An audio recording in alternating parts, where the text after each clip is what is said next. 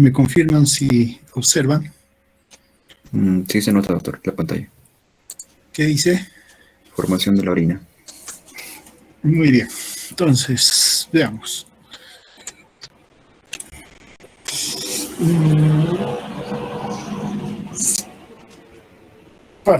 Digamos, la orina finalmente es el producto de la actividad de toda la nefrona. Doctor, ¿Aló? disculpe que le corte. Dejo de compartir pantalla. Uy, ¿qué pasó?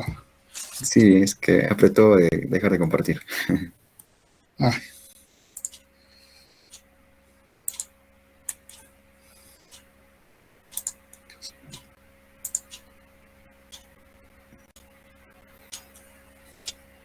ahora sí, ¿ven? Sí, doctor, ahora sí. Lo que quería era ocultar. No, ¿siguen viendo? Sí, doctor. Ah, ya, muy bien. Como estaba mencionando, la orina finalmente es la acción que va a tener los mecanismos de reabsorción y secreción tubular. ¿No? Al margen de otros solutos, excepto los iones y la urea que vamos a mencionar, eh, desde el ultrafiltrado debe haber modificaciones, sobre todo en dos componentes, diríamos, que van a permitir que se forme la orina, digamos, de manera normal. Estamos exceptuando los solutos como, digamos, glucosa, aminoácidos, ese tipo de cosas. Estos dos que nos interesan son el sodio y la urea. Con respecto al sodio, debemos recordar lo siguiente. En el tubo contorneado proximal, ¿no?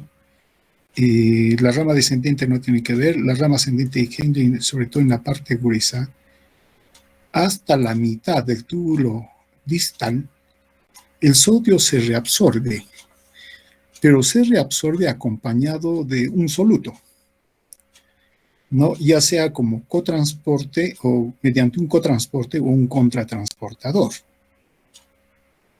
Y prácticamente no es controlado. Depende de la composición propia del filtrado y toda la secuencia que va a seguir a través del tubo. Pero a partir de la mitad del tubo contorneado distal, ya el sodio no se absorbe junto con un soluto, sino se absorbe de manera sola. ¿Y de qué depende eso? Ya lo saben. ¿De qué depende? ¿De la angiotensina 2? Me pregunta, me responden. De la angiotensina 2. La siguiente vez que me responda con una pregunta, apago mi máquina. Angiotensina 2, dice su compañera. ¿Alguien más? Aldosterona. De la aldosterona. ¿Por qué?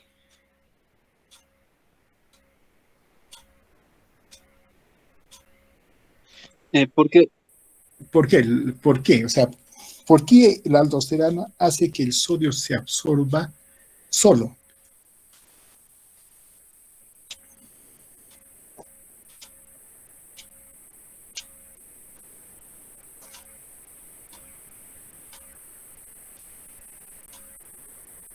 Creo que los agarré.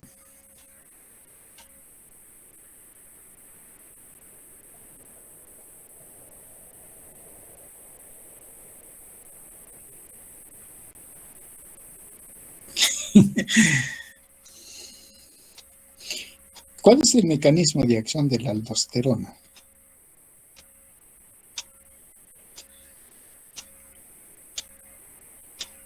Sí, se lo han aprendido, pero creo que se lo han aprendido de memoria. Yo quiero saber por qué la aldosterona permite que se absorba el sodio sin necesidad de otro soluto. Doctor,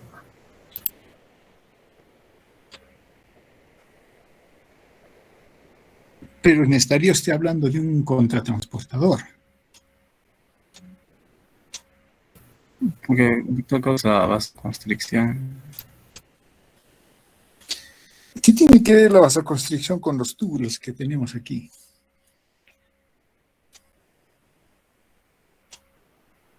Como diría un profesor mío, gol de media cancha. La aldosterona permite que los canales de sodio se adosen a la membrana apical y por ahí, simplemente por gradiente, el sodio ingrese. Nada más. Si no hay aldosterona, esos canales no están y el sodio no se puede absorber. Y el sodio pasará por el túbulo, claro, teniendo ese efecto osmótico y jalará el sodio agua y aumentará la orina. Pero en este nivel, en la segunda parte del túbulo distal, la aldosterona hace que se abran los canales de sodio y el sodio ingresa, ¿no? Al ingresar el sodio por su gradiente, luego la bomba de sodio-potasio ATPasa lo va a jalar hasta el intersticio. Y ahí el intersticio va a seguir su camino. Pero como la bomba, hasta ahí es lo que va a hacer la aldosterona. Por eso esta última parte, aquí tiene efecto la aldosterona y se absorbe al sodio. Pero como estamos mencionando una hormona, eso entonces está ya bajo control. Lo que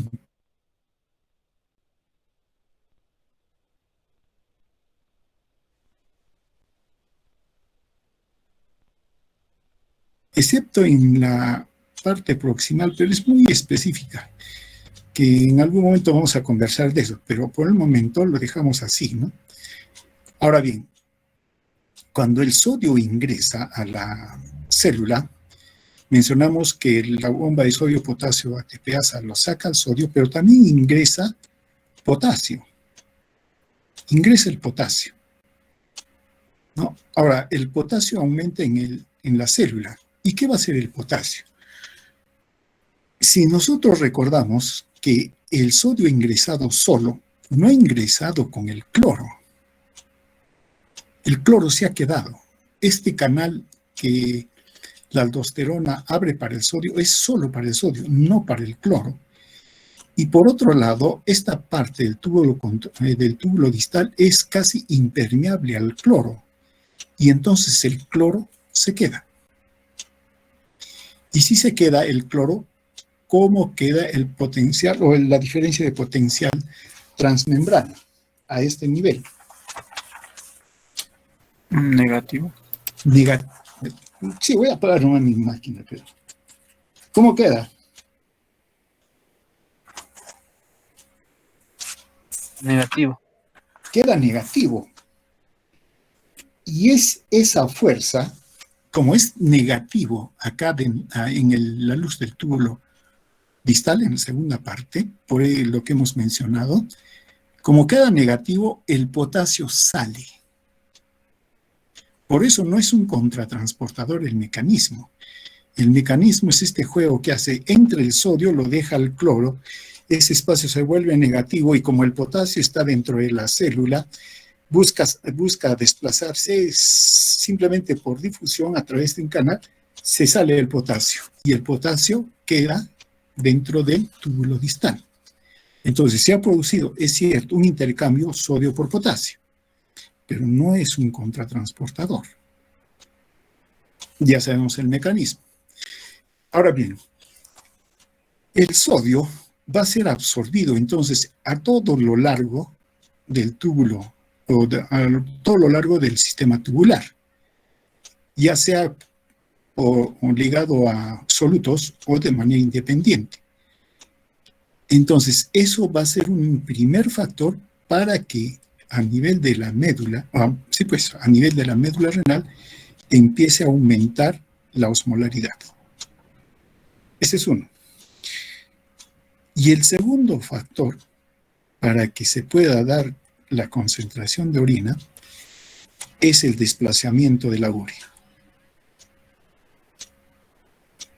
La urea va a participar en la formación de la osmolaridad de la médula renal y sobre todo lo va a hacer en la parte interna de la médula renal. Para eso es necesario que para describir estos procesos es necesario mencionar que este túbulo, ¿cómo se llama este túbulo? Colector. ¿Cómo se llama? Un poquito más. Colector. Claro, es túbulo, pero más se le llama, ¿cómo se llama? Conducto, ¿no? Se le dice conducto colector para diferenciarlo del túbulo, el proximal o distal que estamos mencionando. Entonces son conductos colectores. Este es el conducto colector. Y tiene tres partes. La parte que está en la corteza, conducto colector externo. Luego viene, o de la corteza, perdón, de la corteza, conducto colector de la corteza. Luego viene el conducto colector de la médula externa. Y finalmente está el túbulo colector de la médula interna. Hay que diferenciar estas partes. Muy bien. Si estamos hablando de la urea, veamos un poco con respecto a la urea, ¿no? La urea, ustedes saben que es el producto final del metabolismo proteico. Y también hay un ciclo en el cual se utiliza la urea para el manejo de las proteínas. Se le llama el ciclo de la urea. Acá también se le llama el ciclo de la urea y eso puede prestarse a confusión. Acá se dice ciclo de la urea porque la urea va a dar vueltas aquí. Por eso también se le llama ciclo de la urea, que es diferente al ciclo de la urea que ustedes han estudiado en bioquímica, ¿no? Entonces ustedes ya se deben estar acordando de ese ciclo. Muy bien. Resulta que la urea es libremente filtrada por el glomérulo, ¿cierto? Pero es reabsorbida en un 60%, al final, ¿no? De todo, por el túbulo, y principalmente a nivel de los conductos colectores. Ahora, la urea se mueve a través de transportadores, ¿sí? Se les denomina así, transportadores de urea, ¿no? Y, por ejemplo, T1, UT1, A1, tenemos el A2 que están ubicados en la Henle, y el A3 que está ubicado en los conductos colectores, aquí, y que son dependientes de la hormona antidiurética. Los que están acá son los de asa de Henle, ¿no? Y son transportadores de urea A2. El resto es A1. Ahora bien, en términos generales, se filtra la urea, ¿no? Hacia el túbulo proximal y correspondería a un 100%. De ese 100% se reabsorbe en el túbulo proximal el 50% de la urea, quedando un 50% que pasa al túbulo, o en la parte final del túbulo distal, o perdón, del túbulo proximal, y que pasa al asa de Henle. Ahora bien, en el asa de Henle, en la rama descendente, lo que va a haber es una secreción de urea en un 60%. Por lo tanto, si nos quedaba 50 más 60, tenemos un 110% que llega al túbulo distal. Luego, eso va a seguir por los conductos colectores hasta que llega a los conductos colectores de la médula interna. Y aquí se va a reabsorber un 70%. ¿Cuánto nos queda? Un 40% que es eliminado. Entonces aquí tenemos reabsorción, secreción y una vuelta de reabsorción. Eso en términos generales con respecto a la urea. Como dijimos, en el túbulo proximal, la urea se absorbe 50%, claro, en el rango de 40 a 60%. Ahora bien, como se absorbe agua en la rama descendente de la asa de Henle, entonces en esta rama descendente la urea va a ir aumentando su concentración. Por otro lado, cuando se está en la rama descendente y ascendente, en ambas ramas delgadas, entonces lo que va a hacer es una secreción de urea hacia el túbulo, hacia la luz del túbulo, en este caso de la asa de Henle, ¿no? No es sino un reingreso de la urea que está en el intersticio. Ahora, ¿de dónde viene esa urea del intersticio? Del conducto colector de la médula interna. Pero al final lo que hay acá es una secreción que no es sino un reingreso de la urea. ¿Pero qué va a traer como consecuencia? Como mencionamos, que la urea aumente su concentración en el túbulo, en la rama gruesa ascendente del asa de Henle y en el túbulo distal. Cuando llega el resto de todo el túbulo distal y también el conducto colector de la médula externa y el cortical es impermeable a la urea. Pero el conducto colector medular interno sí es permeable a la urea hasta en un 70%.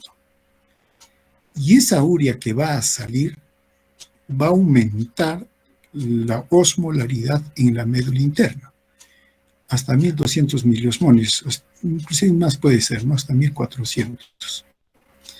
Ahora bien, esta urea que está llegando a la médula interna se va a secretar a la rama delgada del asa de Henle, como hemos mencionado anteriormente, pero también va a pasar a los vasos rectos.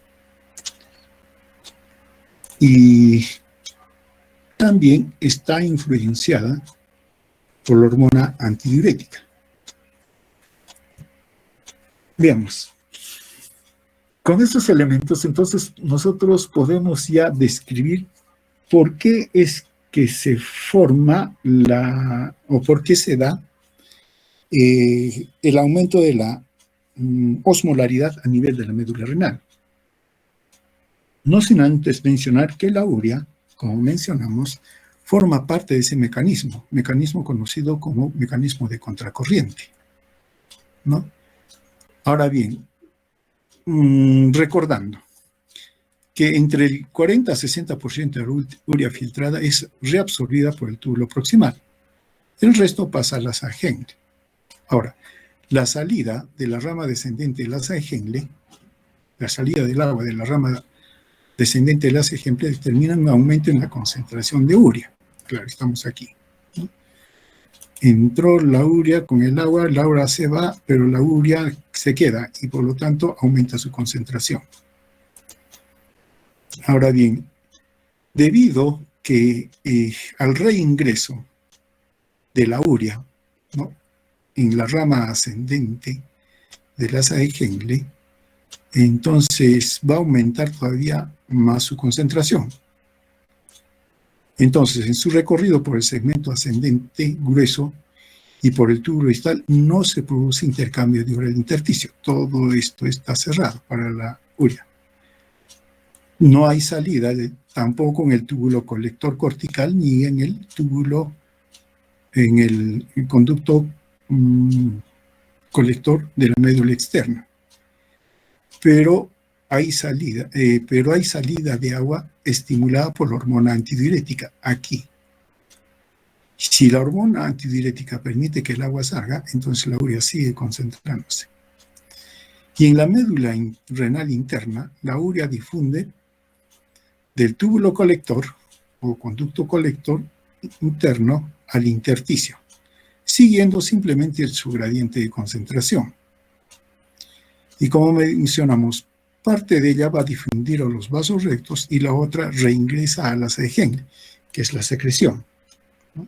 Ahora bien, en todo esto, el reciclaje de urea en la médula interna va a contribuir en un promedio de 50 a 40% en la osmolaridad del intersticio de la zona. El resto de la fuerza osmótica le va a corresponder al cloruro de sodio. Bien. Entonces, ¿cómo se forma la orina concentrada? Hay dos requisitos: la participación de la hormona antidiurética y que debe estar en cantidad, dando lugar a un aumento de la permeabilidad del agua. Y el otro requisito es la osmolaridad elevada en el intersticio medular. Y esto entonces significa la creación de un gradiente osmótico. Ahora, el agua es reabsorbida con mucha avidez desde la luz tubular hacia el intersticio renal. En cualquier lugar que veamos eso, solo que aquí la estructura de los túbulos evitan que el agua se desplace en determinados segmentos, ¿no? Bien. Entonces, para que se forme el intersticio medular hipertónico, se da un mecanismo conocido como el mecanismo de contracorriente. Debemos considerar que en términos generales que la osmolaridad intersticial en todo el organismo es de 300 miliosmoles por litro. Ahora, la osmolaridad en la médula renal es de 1200 miliosmoles por litro. Y se mantiene. Ahora se mantiene por un equilibrio entre la entrada y salida de los frutos y agua en la médula. Ahora bien, ¿qué factores van a definir al que se forme esta osmolaridad a nivel de la médula interna, ¿no? Uno, el transporte activo de sodio, específicamente el cotransportador de sodio, cloro, potasio, ubicado en el segmento grueso de la rama ascendente del asa de Henle. Y es prácticamente la principal causa de la hiperosmolaridad. También contribuyen transporte activo de iones de los túbulos colectores al intersticio. Pero es menos, ¿no? Y el segundo componente principal es la difusión pasiva de grandes cantidades de urea de los conductos colectores medulares internos al intersticio, que habíamos mencionado anteriormente, ¿no? Y también va a haber difusión de pequeñas cantidades de agua desde los túbulos medulares al intersticio, pero que definitivamente tienen una menor reabsorción de solutos, porque si ingresa buena cantidad de agua a la médula, entonces simplemente lava, se llevaría todos los solutos, el sodio, la urea, y bajaría la osmolaridad, ¿no? Entonces hay muy pequeña cantidad de agua que se desplaza. Ahora bien, en la creación de este intersticio medular hay varias etapas, ¿no? En la creación de un intersticio medular hipertónico. Ahora, estas etapas se van a repetir. Y el efecto de este es un efecto de añadir cada vez más solutos a la médula.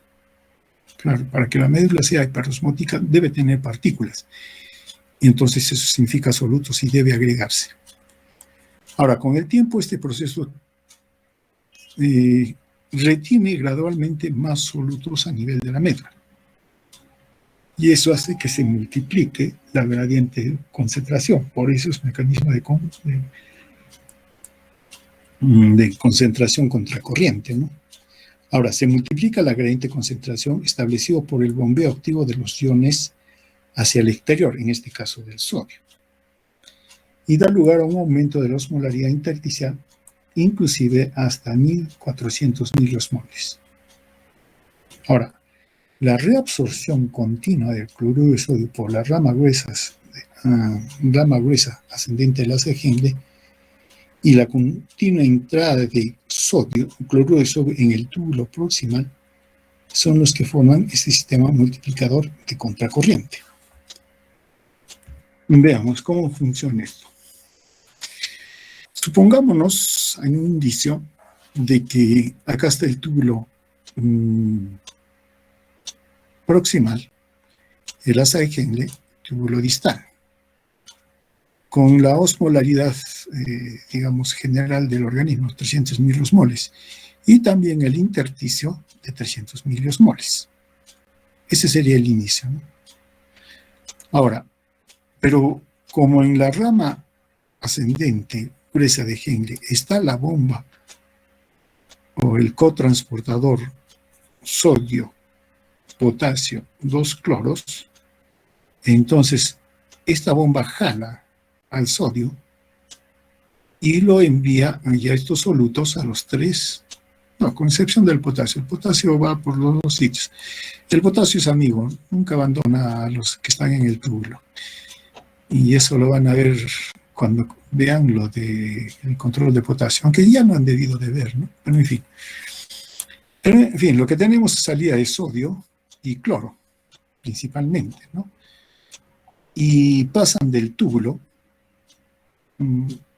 mejor dicho, de la rama ascendente de la Henle pasan al intersticio, y por lo tanto el intersticio aumenta su osmolaridad. Y como el túbulo está perdiendo solutos, baja su osmolaridad. Entonces ya se crea una gradiente aquí, por la participación del cotransportador sodio-cloro-potasio. Muy bien. Volvemos, bajo estas condiciones volvemos. Aquí, ¿no? Entran 300 miliosmoles, pero como aquí hay 400 miliosmoles, eso jala agua. Estamos hablando de la formación del multiplicador de contracorriente. Estaba hablando del mecanismo, no la forma en que está todo claro, simula el ACGN, y es la razón por qué haya ACGN, pero para lo que estamos explicando, tomémoslos como lo estoy diciendo, ¿no?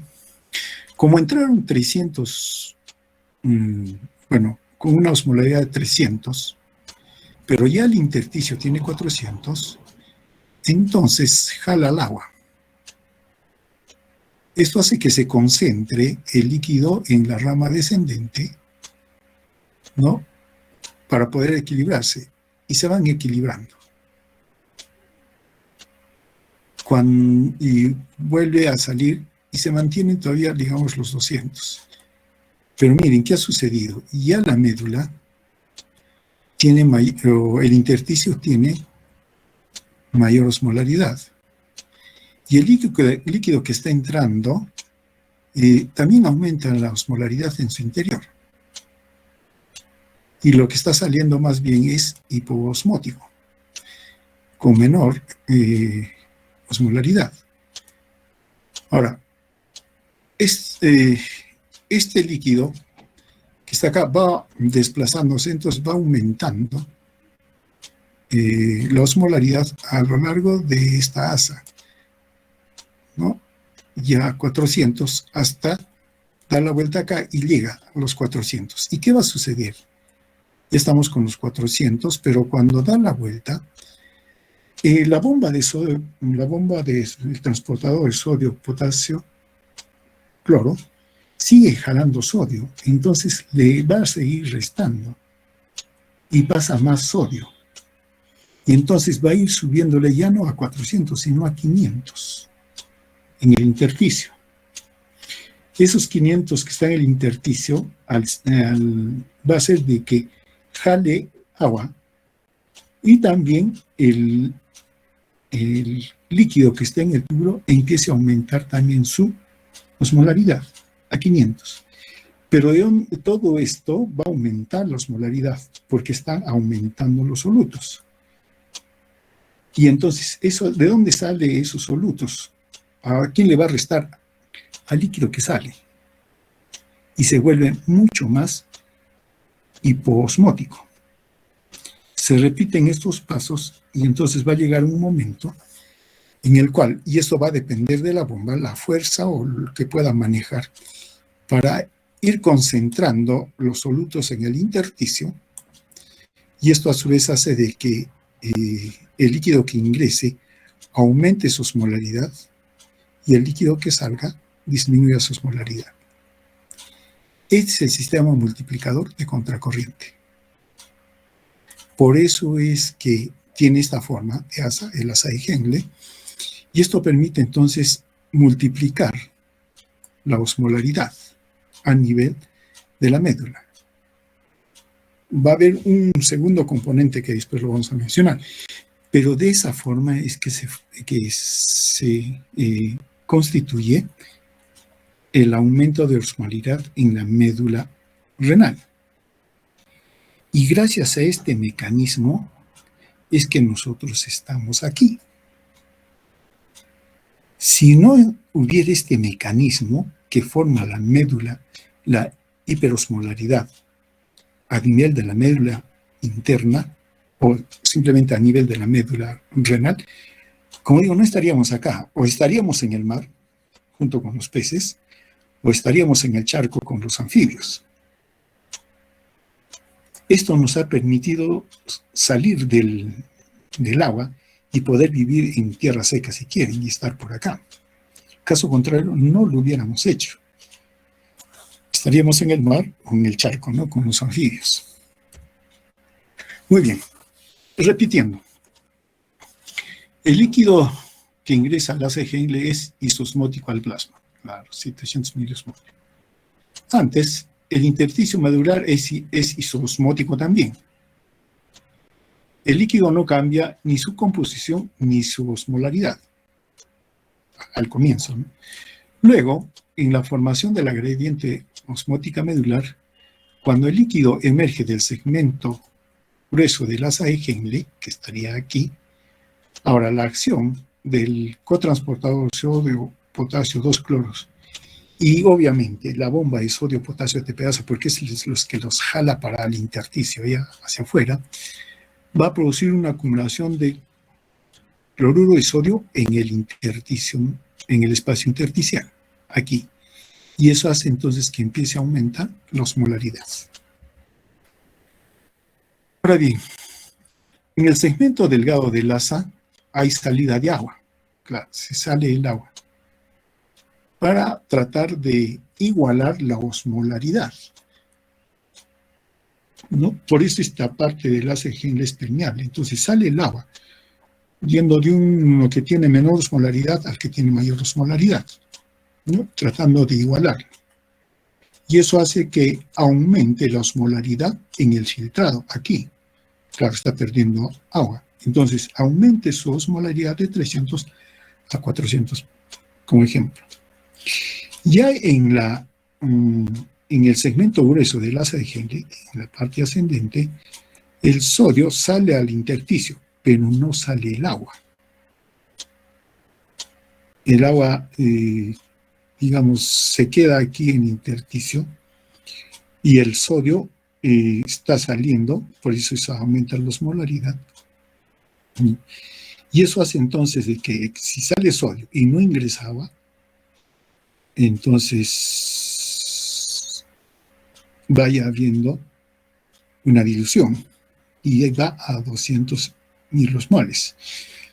Sí, porque está perdiendo más solutos, ¿no? Ahora bien, ¿cómo contribuye la urea a la hiperosmolaridad del intersticio medular y finalmente a la orina concentrada? Como mencionamos, la urea puede aportar un 40% en la osmolaridad, ¿no? Inclusive 500 en el intersticio, hacia el intersticio.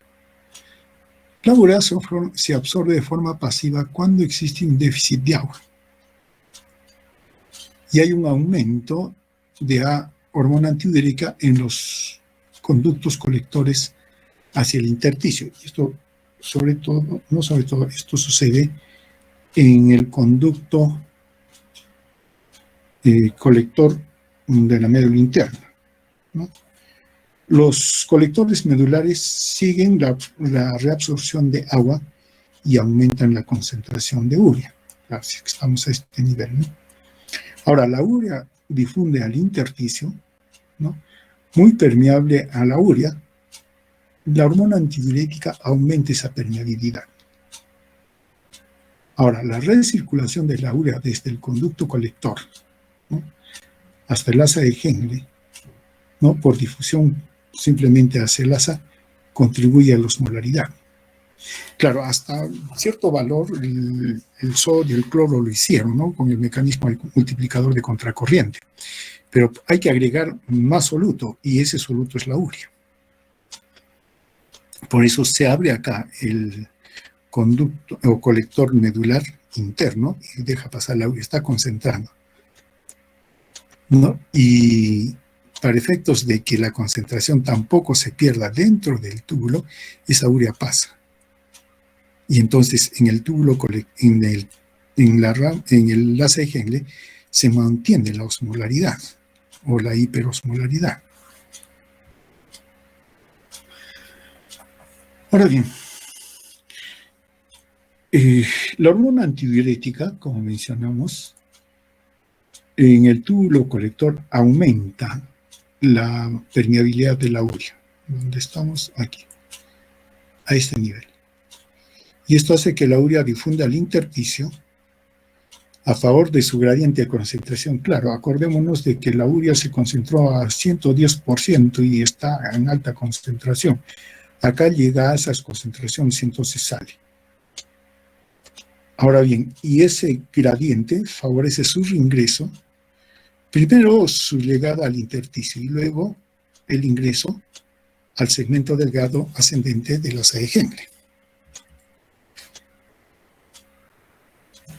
Bien, entonces lo que tenemos aquí, ya a las condiciones que el sodio con la bomba o con el transportador de sodio, cloro, potasio, crea una osmolaridad, se agrega la urea. Entonces, esto explica la alta osmolaridad que hay en la médula renal. Ahora bien, hay un segundo mecanismo o un segundo factor que va a determinar.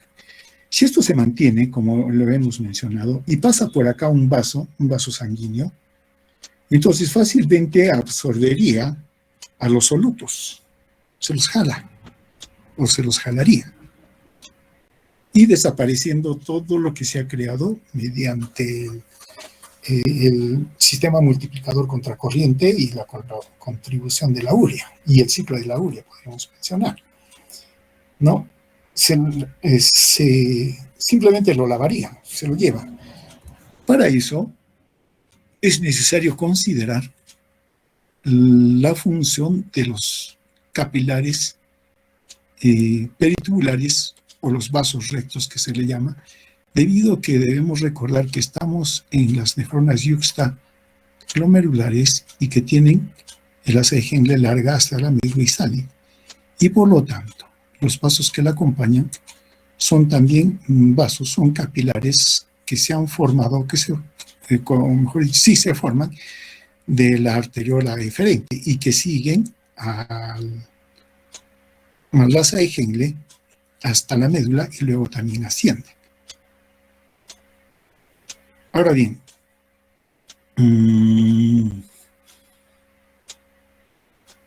es necesario, como dice acá, que esa gradiente osmótica que se ha formado se mantenga a lo largo del tiempo. Claro, se podría pensar que los solutos acumulados en el intersticio podrían pasar rápidamente a la circulación y esto contrarrestaría la formación de la gradiente. Pero esto no ocurre gracias justamente a las características de irrigación que tiene la médula renal. Considerando primero que el flujo medular es bajo. Recordémonos que cuando mencionamos la forma general del riñón y sus dos tipos de nefronas, las nefronas que son yuxtaglomerulares tienen un bajo flujo, mientras que los corticales tienen alto flujo. Y entonces manejan poca sangre, poco movimiento de sangre, por eso el flujo es bajo. Y representa entre el 1 y 2% del total de la sangre que circula en el riñón. Y de manera que esto no contribuye de manera significativa al lavado de los solutos que se acumulan. Segundo,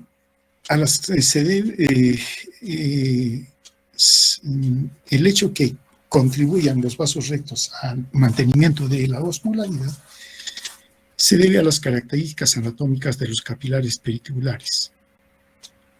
Ahora bien, el suministro de sangre en la médula obviamente se da a partir de capilares que se desprenden de las arteriolas eferentes y que provienen de las nefronas yuxtamedulares y también de las arterias arcuatas. Supongo que se acuerdan de las arterias arcuatas, ¿no? Ahora, estos capilares reciben el nombre de vasos rectos y la vasa recta, que estamos mencionando. Tienen también una forma de U, ¿no? Y gracias a esto, el flujo sanguíneo medular se da en los dos sentidos.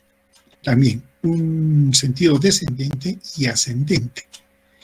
Y que esto es muy necesario para actuar como un intercambiador por contracorriente. Llegan hasta la médula renal, ¿no? Pero entre eso que baja y sube, tienen varios cortocircuitos o anastomosis, ¿no? Y acompañan en su recorrido al haz Henle y a los túbulos colectores, ¿no? Ahora, por esta organización estructural, los vasos rectos actúan como intercambiadores de contracorriente, de manera que la gradiente osmolar se puede mantener. Y de esta manera, ¿no? Un intercambiador de contracorriente requiere que el flujo entre los canales adyacentes ocurra en sentido opuesto. Claro, haya una parte descendente y una parte ascendente. Y tienen ese diseño la vasa recta. Por otro lado, el intercambiador por contracorriente facilita el movimiento transversal de las moléculas en este sentido, ¿no? Y minimiza el desplazamiento axial. Los otros vasos o los otros capilares generales que tenemos son axiales. ¿Por qué? Porque jalan hacia el centro, ¿no? Y no retornan. Mientras que este tipo de diseño de los vasos rectos más bien lo hace de manera transversal, ¿no? En este sentido. El otro es simplemente jala hacia el vaso y se lo lleva, ¿no? Ahora, el movimiento de las moléculas se realiza por difusión pasiva a través de las membranas de los vasos rectos. Estamos hablando de vasos rectos que son capilares. Y ustedes ya pueden estarse acordando las fuerzas de Starling que están jugando también a nivel de estos vasos. Veamos, ¿cómo es que funciona esto? Ahora bien, la sangre que emerge de las arteriolas eferentes, de las nefronas yuxtamedulares, ¿no? E ingresan a los vasos rectos, es isosmolar, 300 miliosmoles, ¿no? Aquí. Aquí está la arteriola eferente, ¿no? A medida que desciende, y como la médula renal aumenta también su osmolaridad, es lógico entonces que el agua sale, empieza a salir. Y eso hace que aumente la osmolaridad. Y no solo por ello, como hay solutos,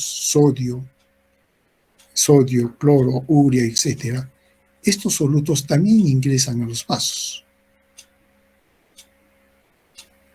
aumentando por lo tanto la osmolaridad dentro de la vasa recta en su parte descendente, hasta que llega a la médula. Si esta vasa recta no fuera vasa recta, sino simplemente continuara un capilar y luego de la arteriola pasa a la vénula, simplemente se llevaría todo, ¿no? Se llevaría todos los solutos. Y acá perdería solutos la médula y desaparece la hiperosmolaridad. Pero ¿qué sucede? No se va, sino vuelve, sale nuevamente y viene la parte ascendente, ¿no? Ahora bien, cuando va a la parte ascendente, ¿no? Va a suceder lo contrario. Pero no sin antes hay que mencionar que aunque ha habido salida de agua, ingreso de solutos, y la osmolaridad está aumentando en el vaso, no logra un equilibrio total con el intersticio, ¿no? En el intersticio hay 1200 miliosmoles, pero en la parte más interna, en la médula del recorrido del vaso recto, llega a 1000 miliosmoles. Entonces no alcanza un equilibrio total. Claro, esto también es por el flujo de sangre, no se está deteniendo. Es lento, cierto, pero no se detiene. Por otro lado, ya en la parte ascendente, ¿no? Va avanzando el contenido y como va saliendo de la médula hacia la corteza, entonces lo que va sucediendo es que el agua va ingresando al vaso y los solutos van saliendo. Entonces se va diluyendo. Pero de igual manera, no se completa el equilibrio totalmente. Y acá está, con la osmolaridad elevada hasta 1000 milosmoles. Claro, si sería completo, alcanzaría el equilibrio, nuevamente volvería a los 300 milosmoles, pero no lo hace. También por el mismo factor, o sea, está en movimiento y sale con un ligero aumento de la osmolaridad de 350 milosmoles, que es ligeramente mayor a de la sangre cuando ingresó a la rama descendente. Y al no completar el equilibrio osmótico con el intersticio de la sangre, va a arrastrar pequeñas proporciones de solutos y agua. Va a arrastrar los pocos, entre ellos, por ejemplo, urea, sodio, van a ser arrastrados. Pero como es pequeño, el flujo es bajo, no se lleva una cantidad significativa. Sería ínfimo, ¿no? Y de tal manera que esto mantiene el gradiente osmótico dentro de la médula. Bien. Entonces, este intercambiador contracorriente en los vasos rectos va a mantener la osmolaridad de la médula. Y básicamente por dos características que hemos mencionado, que contribuyen a esta hiperosmolaridad. Al descender la sangre hacia la papila o hacia el interior de la médula, se hace progresivamente más concentrada. Y cuando sale, se hace menos concentrada. O sea, lo que ganó en el descenso, lo devuelve en el ascenso. Entonces, y se lleva un poquito, un sencillo se lleva, pero que no significa prácticamente, no significa mucho para la médula, porque están todavía los otros mecanismos que ya hemos mencionado, el sistema multiplicador contracorriente. ¿No? El sistema multiplicador contracorriente, eso se debe a la Henle. Los vasos rectos no crean la hiperosmolaridad, pero sí la mantienen, impiden que se disipe. Bueno, aquí tenemos, digamos, el resumen, ¿no? Muy bien. Ahora bien, un detalle más, ¿no? Sí, un detalle más. Pero esta vez tiene que ver con el agua. Con respecto a la nefrona.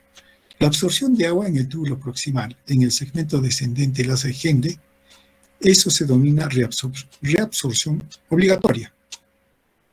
Y se acompaña de solutos, no que han sido reabsorbidos, etc.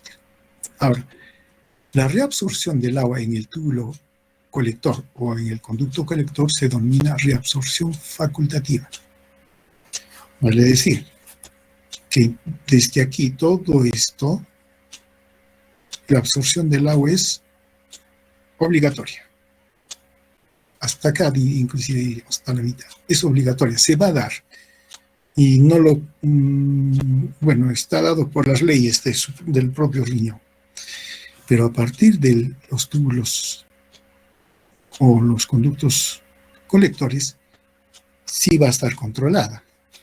Y eso se llama reabsorción facultativa, porque va a responder a las condiciones hídricas del organismo.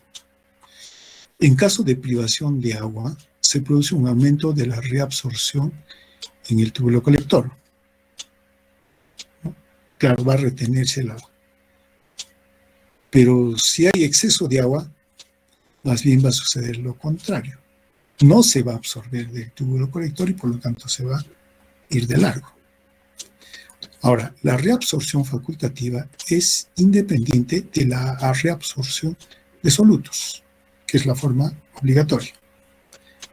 Ahora, la reabsorción facultativa depende de dos cosas. La presencia de la hormona antidiurética la cual aumenta la permeabilidad al agua en la membrana luminal de los conductos colectores, y de la fuente de energía, en este caso del gradiente osmótico medular, que sustenta el movimiento de agua desde los conductos colectores hacia el intersticio, lo que hemos mencionado anteriormente. Y de esto podemos tener dos formas de orina, ¿no? La formación de la orina diluida. Ahora bien, claro, mediante los procesos que hemos descrito, el líquido ingresa al túbulo distal, ¿no? Y es hiposmótico, a 100 miliosmoles como dato, ¿no? Y como en este túbulo continúa la salida activa de sodio, ¿no? Está siendo jalado, especialmente en el segmento conector.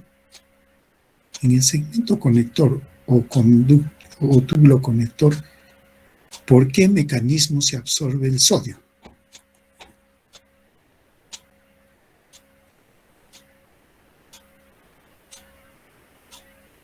Esa es otra forma de preguntarles lo mismo.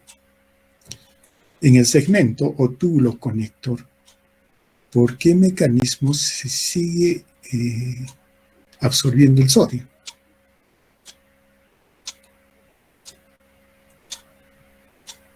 Están ahí y ya se fueron. ¿Aló? Estoy solito, creo. Sí, estamos ahí, doctor. Ya. Ya había visto, doctor, que también se absorbía por el contratransporte de hidrógeno y sodio. Creo que regresamos. Y miren, ahí acá, si no se acuerdan, lean, ¿no? Por la hormona aldosterona. ¿Qué hace la hormona aldosterona?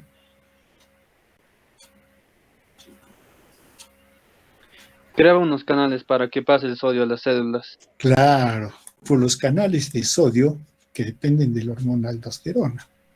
Miren, es lo mismo que les he preguntado hace un momento, solo que bichos con otro nombre y han caído redondos, no importa, ¿ya? Entonces, se está absorbiendo sodio y por lo tanto el contenido se hace mucho más hipoosmótico, ¿no? Ahora, de esta manera el líquido ingresa a los conductos colectores y puede llegar a un nivel de osmolaridad de 60 miliosmoles. Ese es bastante diluido, lo que implica entonces cantidad de agua, líquido. Y como no hay hormona antidiurética para que se abran los canales, ¿no? En el túbulo colector no hay. Este es impermeable al agua y por lo tanto el agua no es absorbida y se excreta. Conclusión, orina diluida. Claro, esto ocurre cuando hay un exceso de agua, sea por ingesta de agua, claro, es la forma más común, exceso de agua. Simplemente, en todo caso, basta que no haya hormona antidiurética para que haya orina diluida. En cuanto a la orina concentrada, cuando la osmolaridad aumenta en el plasma, ¿no? O la otra condición disminuye la volemia, se libera la hormona antidiurética. Y eso tiene un efecto de aumentar la permeabilidad al agua del túbulo o los conductos colectores. Y esto da lugar entonces a la formación de la orina concentrada. Claro, se está jalando agua, ¿no? De aquí. Aquí no sale agua para formar la hormona diluida. ¿Por qué? Porque no hay hormona antidiurética, entonces se pasa de largo, ¿no? Pero en este caso sí hay hormona antidiurética y el agua sí puede salir por efecto de la hormona antidiurética. Ahora bien, entonces, el líquido hiposmótico que ingresó al túbulo colector cortical, conducto colector cortical, se hace permeable por acción de la hormona antidiurética. Y el agua empieza a salir para equilibrar la concentración con el intersticio mediante la salida de agua. Acordémonos, estamos entrando a una zona que es hiperosmótica, Entonces el agua está saliendo, ¿para qué? Para tratar de equilibrarla. Y entonces al momento de salir se va concentrando la orina, ¿no? Ahora bien, esto da lugar a que se concentre la orina en los túbulos con los conductos colectores, aumente la concentración y lo que tenemos es orina concentrada. Bien, antes de eso, miren el siguiente detalle. Si es que el agua sale, porque la hormona antidiurética permite que el agua salga, ¿no? Y pase al intersticio, ¿qué pasa con el intersticio? Está saliendo agua. ¿Qué pasa con el intersticio?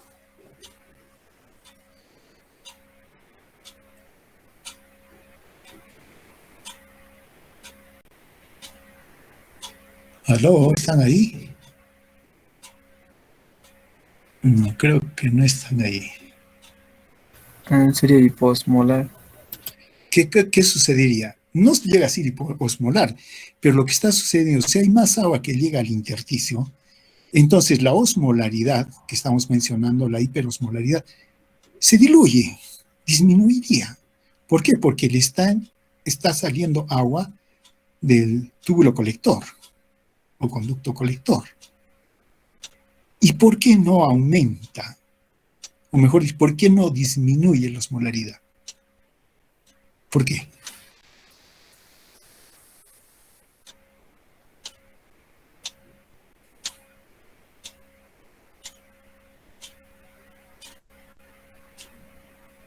Yo creo que eso les he debido preguntar en el examen.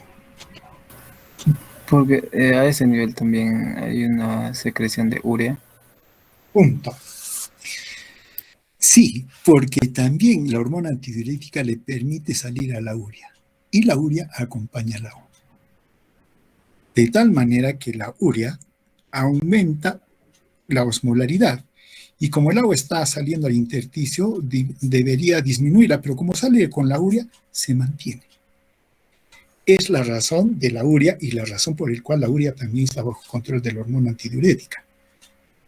O sea, el riñón maneja su lógica, solo que a veces no lo entendemos.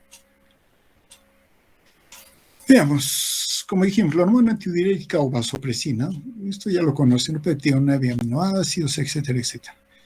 Los estímulos fisiológicos para la secreción de la hormona antidiurética son aumento de la osmolaridad plasmática, y que es el estímulo más potente, y basta cambios de 1 a 2% de la osmolaridad plasmática para que sea registrada por los osmorreceptores y producir la secreción de la hormona antidiurética. Ahora, la otra es la disminución de la volemia. Hay una disminución de la volemia en un 10% y eso estimula la secreción. Los cambios son registrados por los receptores de volumen ubicados en la aurícula derecha y grandes vasos, ¿no? Ya se han debido acordar de esto de la aurícula derecha que les pedí la vez pasada. Ahora, estos estímulos inhiben la secreción, la secreción, claro, y esto va a... listo, hasta ahí, punto, ¿no? Entonces, si aumenta la osmolaridad, aumenta la secreción de la hormona antidiurética. Está haciendo falta agua, entonces no hay que fabricar, porque el riñón no fabrica agua, sino retener el agua. Es lo que va a hacer, ¿no? Ahora, otros estímulos que inhiben la secreción más bien son el aumento de la volemia, como mencionamos, el frío y el alcohol.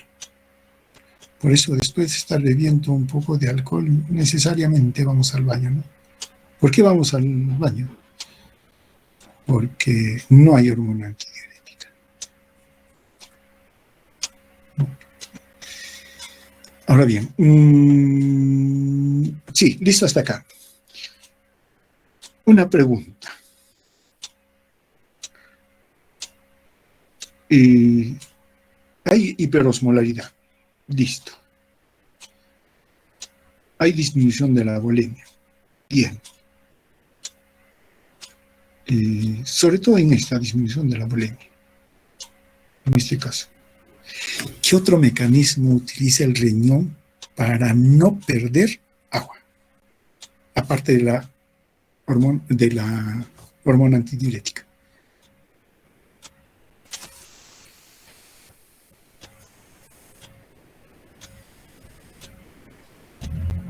¿Qué otro mecanismo? Y ya lo hemos mencionado, ¿eh?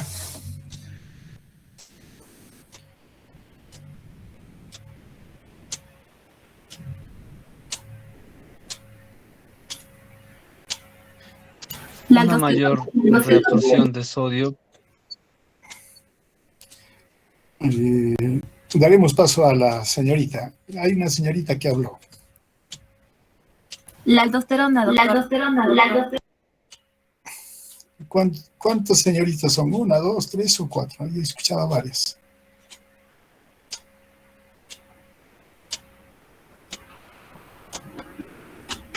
¿Cuál es, por favor?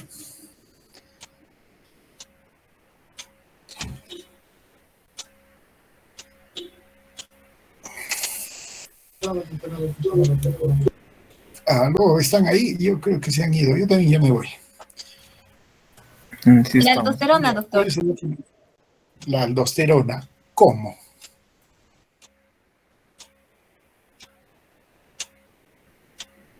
Absorbiendo sodio. La hormona. Ya, ¿qué más? En vez de y bueno, y secreta potasio. No, pero eso qué tiene que ver con el agua. Estamos hablando. El sodio, el sodio va jalando al agua y por eso es Ya. que. Ujú. Claro, el sodio, la aldosterona va a retener sodio o va a absorber sodio. Y tras el sodio el agua va a estar. Y entonces eso va a tratar de corregir la hipovolemia, la disminución de la volemia. Y aparte que también está la hormona antidiurética que tiene otro mecanismo diferente. Esos son los dos mecanismos, ¿no? Para poder controlar el nivel de agua en el organismo y sobre todo para mantener, ¿qué? A nivel sanguíneo. ¿Qué va con esos dos mecanismos? ¿Qué trata de hacer el organismo con respecto a la hemodinámica?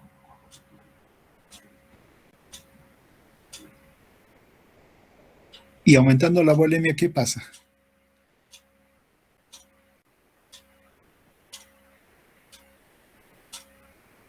Aumenta la ¿Aló? frecuencia cardíaca. ¿De qué?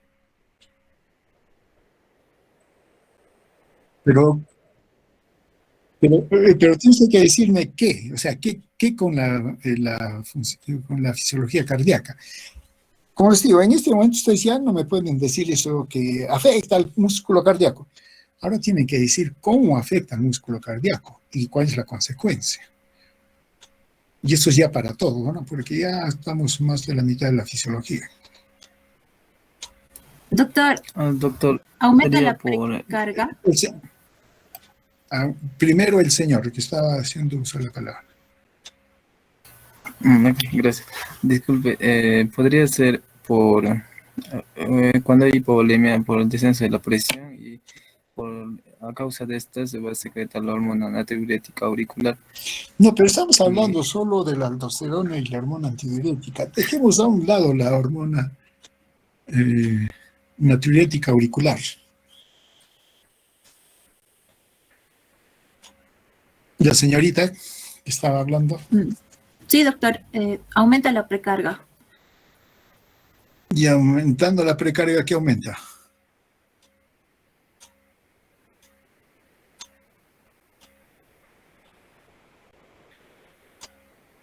Ustedes quieren que apague, ¿no? Mi máquina. Y si aumenta el gasto cardíaco, ¿qué aumenta? Aumenta la presión arterial. Arterial, doctor. Aumenta el flujo y eso aumenta la presión arterial.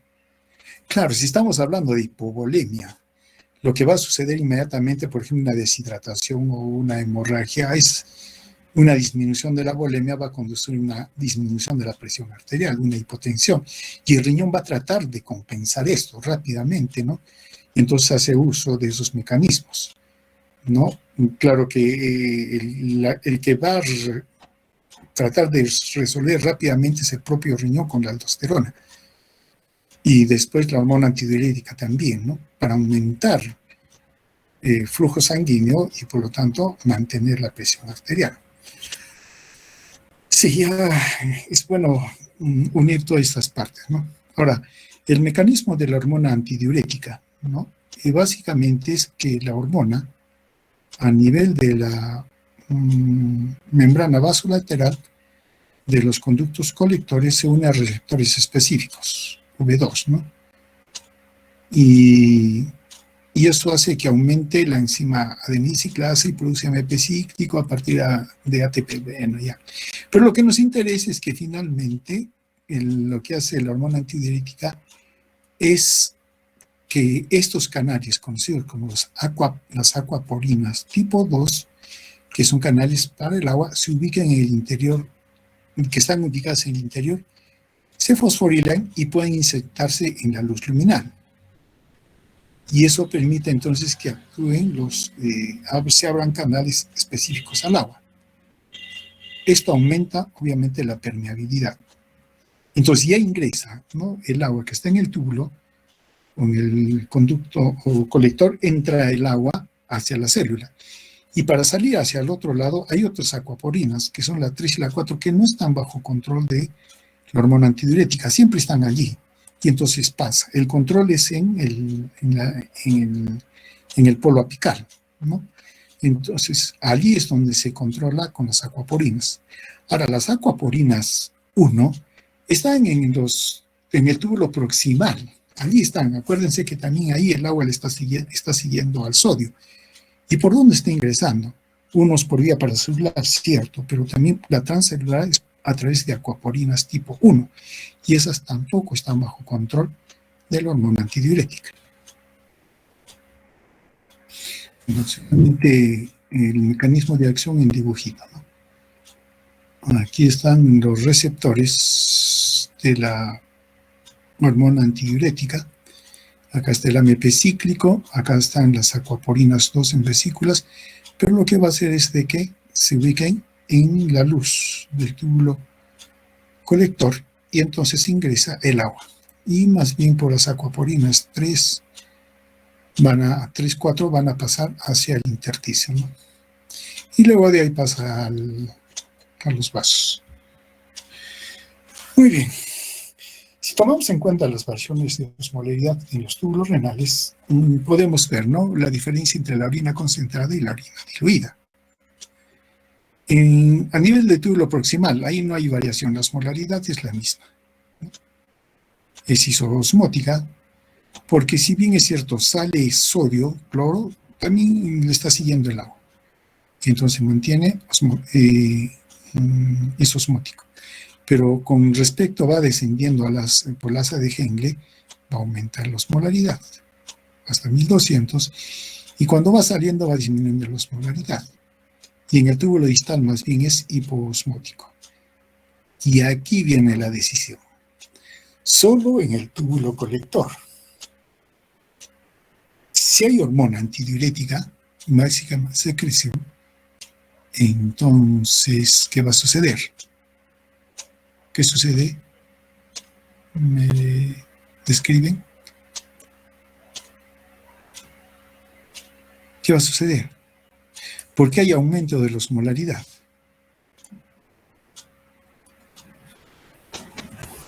Porque es impermeable el agua. Porque se reabsorbe el agua debido a la hormona antidiurética. Y más bien, si no hay hormona antidiurética, la orina no aumenta la osmolaridad y tenemos la orina diluida. Listo. Yo creo que hasta aquí llegamos.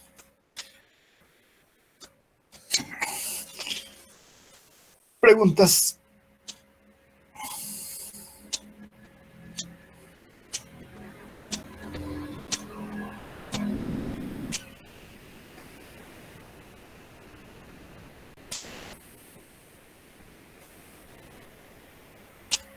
No hay preguntas. Doctor, ¿Sí? la enfermedad de la gota ¿tiene que ver con estos procesos de la urea en la nefrona? Claro. Finalmente hay secreción de urea, ¿no?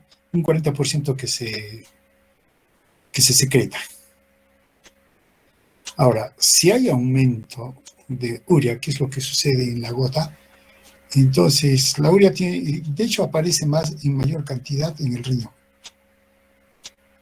¿no? Y tiene todos sus problemas, pero los mecanismos se van manteniendo. Ahora, la urea es osmóticamente activa, entonces jala agua.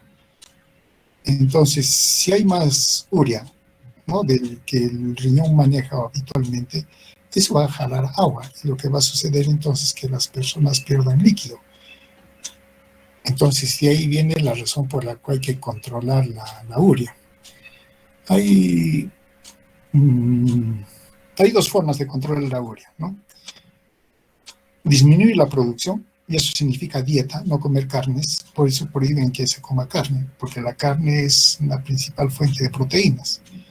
Si no hay proteínas, la cantidad de urea baja, ¿no? Pero va a ser la suficiente como para que el riñón siga manteniendo su función, ¿no?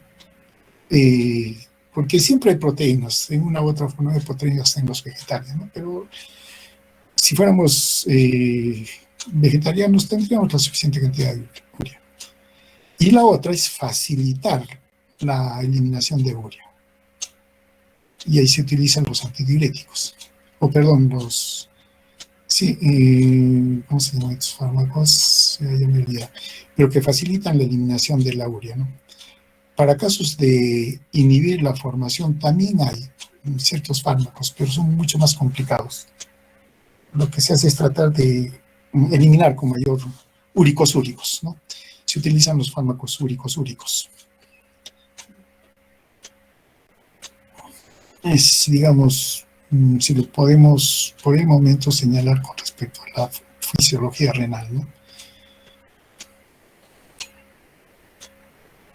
Está bien, doctor, muchas gracias.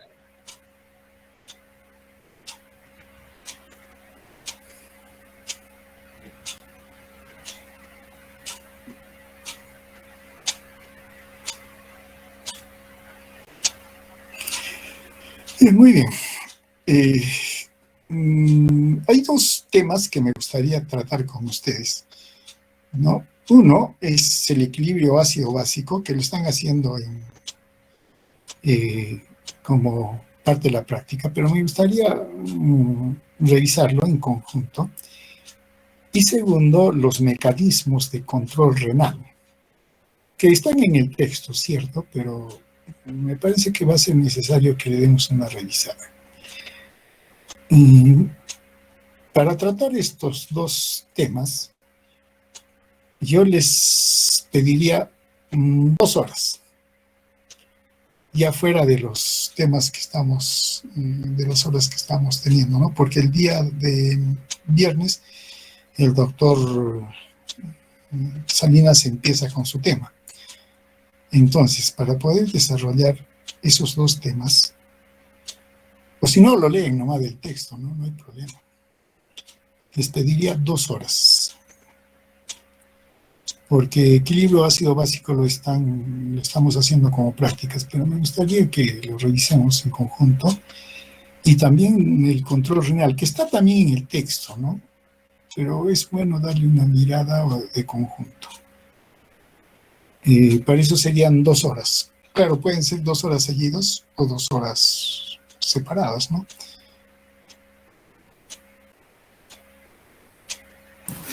Doctor, sería perfecto hacerlo. No se preocupe, podría coordinar, doctor, con los compañeros y le aviso, doctor. Ya, listo, me avisan. Pero me avisan con tiempo, no me van a avisar el mismo día. Ya, doctor, no se preocupe. Me avisan con tiempo para revisarlo. ¿Listo? Muy bien, entonces, si no hay más que acotar, nos despedimos. Estamos ahora. Gracias, doctor. Listo, entonces. Y con el grupo que hoy día debíamos tener práctica, ¿cuándo hacemos práctica? Quedamos de mañana, doctor. El horario Ya. de... Sí. Listo, muy bien. Entonces nos vemos. Que tengan una buena noche.